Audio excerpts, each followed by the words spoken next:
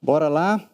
Vamos ver as principais estruturas anatômicas relacionadas à maxila, mandíbula. Lembrando que a gente fecha o congresso com uma super aula sobre complicações. Aqui eu vou mostrar para vocês o que a gente tem de estrutura que a gente deve levar em consideração principalmente, tá? Claro que tem várias outras considerações, mas em relação à cirurgia bucal, essas são as principais estruturas, tá?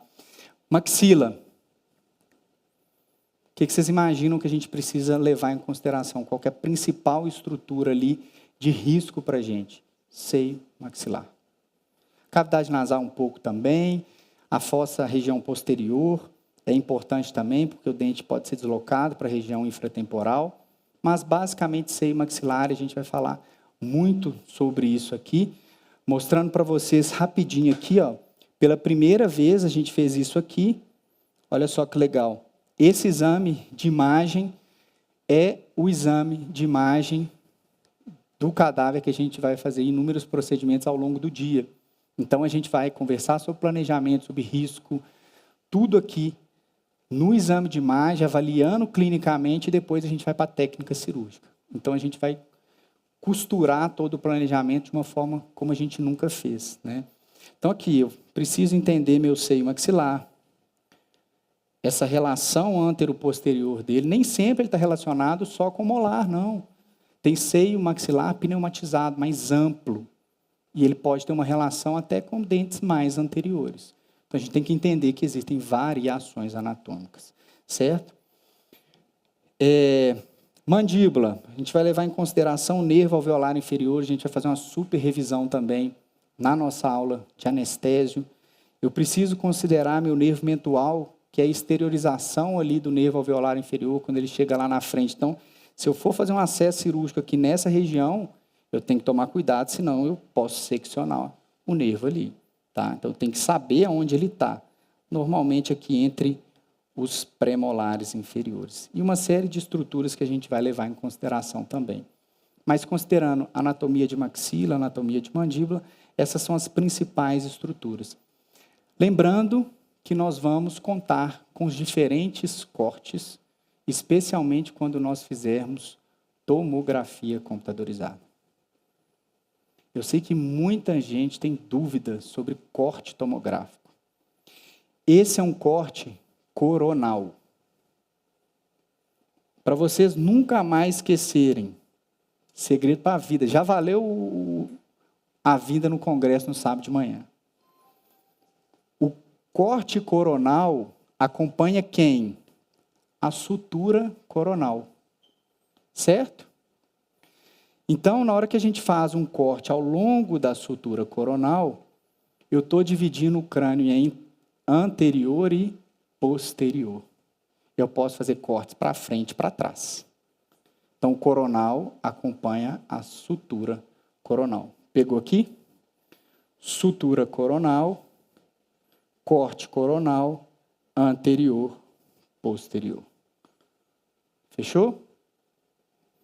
Corte sagital acompanha qual sutura do crânio? Sutura sagital. Que passa aqui na linha média.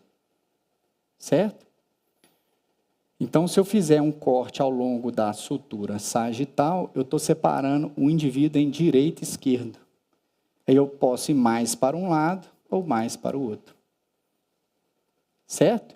E o axial? É o que corta ao longo da vértebra axis. Então, eu estou separando superior e inferior. Nunca mais se esquecem corte de tomografia, sabendo anatomia básica. A referência é sempre isso aqui para a gente. Tá? Então, vamos lá. Olha que interessante nesse corte coronal, que eu consigo ver a relação látero-lateral do seio maxilar. Olha aqui, ó. Então, se eu tenho um dente que foi deslocado acidentalmente aqui para dentro do seio maxilar, eu vou precisar ter vários cortes para localizar tridimensionalmente onde está esse dente. Um só, muitas vezes, não vai me ajudar. Então, é por isso que é importante a gente conhecer os cortes dos exames de imagem. A gente vai fazer isso aqui, vai ser bem legal, tá? Então, na grande maioria das vezes, eu sei que muitas pessoas têm dúvidas sobre essas complicações. Eu até abri uma caixinha de perguntas essa semana sobre isso. Muita gente mandou sobre deslocamento de dente, comunicação bucosinusal. Na grande maioria das vezes, isso aqui vai acontecer por falha técnica e falha de planejamento. Força errada, às vezes você não coloca a sua alavanca entre o osso e o dente. Você posiciona a alavanca no meio aqui e você joga essa raiz lá para dentro do seio maxilar, que vai estar aqui em cima. Muitas vezes vocês vão perceber que essa altura aqui, ela é muito pequena ou às vezes até inexistente. Olha só que interessante. Imagem do professor Michel de um crânio seco. A gente vê a projeção das raízes dos molares aqui dentro do seio. Ó. Então, durante a extração, às vezes o soalho do seio vem junto com a raiz. E a gente cria uma comunicação bucosinusal. Sempre a gente vai precisar tratar? Não, nem sempre. Vai depender do tamanho, a gente vai discutir isso. Mas concordam comigo que isso aqui é inevitável? Agora, se eu sei que essa relação é muito grande, se essas raízes são muito divergentes, o que eu vou fazer? Divide o dente, tira uma de cada vez. Porque se eu tenho raiz divergente aqui, ó, pega uma câmera frontal, se eu tenho uma relação de seio maxilar com molar superior com raiz muito divergente, concordam que o soalho do seio vai estar aderido à raiz vestibular e à raiz palatina?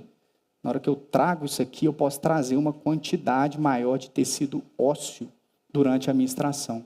Criei uma comunicação bucosinusal maior. Se eu tivesse dividido as raízes, tirado a mesovestibular, a distovestibular e a palatina depois, eu teria diminuído completamente o risco. Isso é planejamento. O dente estava rígido, cara, não ia fraturar nada, mas beleza, mas na radiografia me mostrou uma divergência que fez mudar a minha técnica. E isso na aula que a gente vai conversar sobre exodontia, a gente vai explicar muito bem para vocês. A gente vai passar por um checklist preciso. Avaliação clínica, avaliação radiográfica, tudo que eu tenho que literalmente fazer um check para fazer uma cirurgia com segurança. Chama checklist de cirurgia segura, que nós, inclusive, colocamos no nosso livro de cirurgia. Então, olha só, pessoal. Dente deslocado para o seio maxilar. Força excessiva, de baixo para cima aqui. Olha a comunicação. O dente deslocou. Está lá dentro do seio. Qual corte que é esse aqui? Está me permitindo ver o dente no sentido antero-posterior? Corte axial. Me permitiu ver a localização do dente nesse sentido. É por isso, de novo, que eu preciso conhecer os cortes tomográficos. Sabendo onde o dente está, fica muito mais fácil planejar o acesso, planejar a cirurgia, acesso cirúrgico intraoral, acesso cirúrgico de Caudeloup, uma pequena incisão aqui acima da linha mucogengival, na região distal a canina, em direção posterior. Faça uma janela, deixa eu mudar a cor da canetinha aqui para vocês verem melhor, que agora tem sangue, né? Aqui, ó. A gente faz uma janela aqui no tecido ósseo, olha quem que apareceu aqui dentro. O dente. E aí a gente consegue remover com segurança, desde que a gente tenha feito um bom planejamento cirúrgico. Rapidinho, falando sobre estruturas anatômicas importantes da nossa mandíbula. Aqui é do caramba e vai fazer muito sentido, inclusive, para a área, para a aula de anestésio. Tá? Olha só, pessoal. Todo mundo concorda que eu estou vendo a mandíbula internamente? Estou vendo ela por dentro.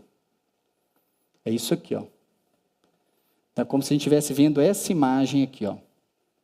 Pega na câmera aproximada, por favor, como se eu estivesse vendo a mandíbula assim, ó.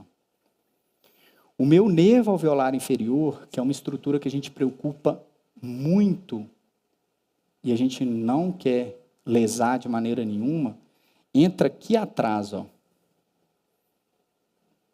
no forame mandibular e passa a ser chamado nervo alveolar inferior. Esse músculo aqui, ó, é o músculo pterigóide medial, que cobre medialmente aqui a entrada do nervo. Então, o músculo pterigóide medial que está aqui, ele foi rebatido. Então, ele está aqui, ele foi rebatido nessa imagem, e aqui a gente tem a entrada do nervo alveolar inferior pelo forame mandibular.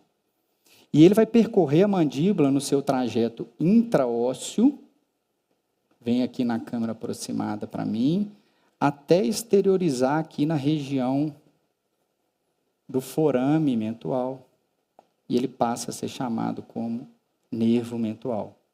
Mas ele continua também o seu trajeto intraósseo por dentro do osso para trazer inervação sensitiva para os dentes anteriores mandibulares. Então, reparem que o nervo entrou por dentro da mandíbula, exteriorizou na parte vestibular, na parte externa. Todo mundo entendeu isso? Então, durante todo o seu trajeto intraósseo, ele pode ser lesado. Então, vou fazer uma extração de um dente incluso nessa região. Eu vou fazer uma biópsia que eu tenho que remover um fragmento de osso e vou acessar a medular do osso, ele pode ser lesado ao longo do seu trajeto. Lembrando que ele vem de medial e ao longo do seu trajeto intraósseo, ele vai fazendo uma curva para fora. Por quê? Porque ele vai exteriorizar lá na vestibular, não é isso? Então, ele tem seu trajeto de medial, vai anteriorizando e ele vai curvando para fora, até chegar aqui no nervo mentual. Mas lá atrás, nessa região aqui, ele ainda não está no osso, certo? O nervo mandibular ainda não penetrou no forame mandibular. E aqui a gente tem o nervo lingual também. Só que a diferença é que o nervo lingual não está intraósseo. Ele é superficial. É por isso que procedimentos aqui, de exodontia de terceiros molares, quando a gente faz descolamento dessa região, a gente vai ver a importância do acesso certo, eu posso atingir o nervo lingual, que é superficial. E ele é superficial durante todo o seu trajeto. Só que aqui, na região posterior, próximo aos terceiros molares, ele é mais alto, ele está mais superior. Então, ele é mais medial em relação ao alveolar na entrada, ele está mais para dentro, e nessa região aqui também ele está mais superficial. Então, a gente tem que tomar muito cuidado com ele aqui. E, claro, se eu for fazer qualquer procedimento no soalho bucal, eu posso lesar o nervo, porque ele é superficial. Claro que ele vem aprofundando, até penetrar na língua mesmo, para trazer inervação para a língua, mas ele pode ser lesado ao longo de todo o seu trajeto. É por isso, inclusive, que a gente não faz incisão relaxante na lingual. Não existe isso aqui. Por que a gente faz acesso envelope na lingual? Porque meu nervo lingual é superficial. Se eu fizer uma incisão ali, eu vou seccionar ele. Por que eu não faço incisão relaxante na altura do forame mentual? Porque eu sei que eu vou lesar o nervo mentual, porque o forame está ali. Então, a lógica da técnica cirúrgica está baseada na anatomia. Então, se eu quero fazer aqui algum procedimento cirúrgico, eu vou mostrar um caso de um dente incluso que está na lingual, o que eu vou fazer, pessoal? Eu vou fazer um retalho, envelope, posso colocar tudo isso aqui, e vou rebater, pega a minha mão fazendo isso aqui, e eu vou rebater um retalho como se fosse um envelope. O meu nervo lingual vai estar junto do meu retalho. Eu vou fazer minha osteotomia, fazer o que eu tiver que fazer na região lingual, sem traumatizar o nervo. Ele está protegido pelo meu afastador.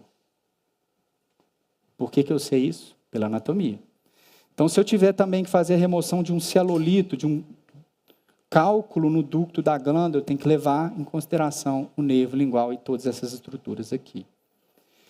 Beleza? Show? Então, vamos lá. Olha que interessante aqui também. Esse caso eu queria mostrar para vocês, porque existem variações anatômicas importantes, e a gente tem que lembrar, ver se a câmera superior pega aqui, para mim agora, a mandíbula. A mandíbula ela tem um formato de ferradura, certo? Deixa eu posicionar. E à medida que ela vai caminhando para posterior, ela abre. Então, nós temos mandíbulas mais abertas na região posterior e mandíbulas mais fechadas. Então, quando a gente tem que fazer o acesso cirúrgico para terceiro molar aqui, ó, se eu fizer uma incisão reta, eu vou cair lá no espaço pitérico mandibular, que é exatamente esse espaço onde está quem? A entrada do alveolar inferior com o meu nervo lingual. Então, eu tenho aqui nervo lingual, volta para o meu iPad, por favor. Tem aqui o nervo lingual, e eu tenho aqui o nervo alveolar inferior que penetrou na mandíbula. Então, sabendo que a mandíbula abre, e considerem que esse dente aqui, esse terceiro molar, está incluso, eu não posso fazer essa incisão aqui reta. Se eu fizer ela reta, eu vou cair no vazio, que é o espaço pitérico mandibular, entre o músculo pterigóide medial e a mandíbula, que é exatamente onde estão essas estruturas anatômicas importantes. E aí, qual que é o segredo? Palpar a região. Na hora que vai fazer a incisão, palpa a região, afasta. Identificou uma isquemia aqui, você sabe que você tem osso por baixo. Palpa. Olha isso aqui. Deixa eu mostrar o caso aqui. Deixa eu ver, acho que está na... Volta para o slide, por favor. Existe uma dificuldade, deixa eu passar aqui, porque eu avancei tudo ali no iPad, né? Vamos lá. Queria mostrar um outro caso para vocês não caírem no mesmo erro, tá? Às vezes você afasta, acha que está fazendo a incisão vestibular, mas a incisão não está vestibular. Na hora que você volta o seu afastador, ela está onde? Está na lingual. Então, afastou, palpa e faz a incisão sobre tecido ósseo. Porque só afastar, se você fizer a incisão sem palpar, na hora que você volta, sua incisão está reta.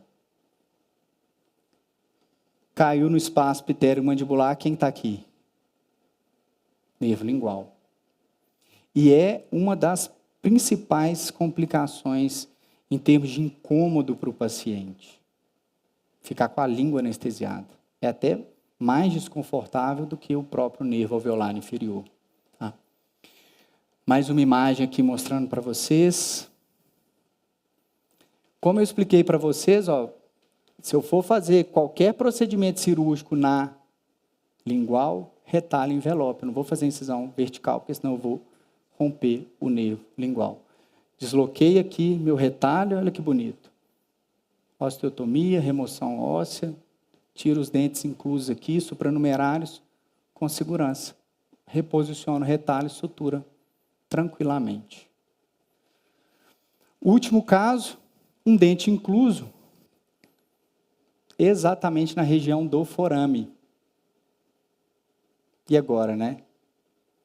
O que a gente faz? 2 incisões relaxantes, uma anterior em relação ao forame, uma posterior em relação ao forame, literalmente um retalho trapezoidal, forma um trapézio, disseca aqui, solta o nervo alveolar inferior, o dente incluso está aqui, ó, do lado, protege o nervo. Técnica difícil? Muito. Planejamento? Absurdo. O paciente está ciente do risco de parestesia do mental? Tá. Tira o dente e resolve o problema do paciente. Planejamento. Tinha como eu fazer o acesso cirúrgico lingual se o dente estava para o vestibular? Não. Então eu tenho que dar o jeito ali de posicionar a incisão, fazer a cirurgia com cuidado para conseguir remover. É isso. Muito obrigado. Espero que vocês tenham gostado dessa aula e nos encontramos na próxima. Valeu.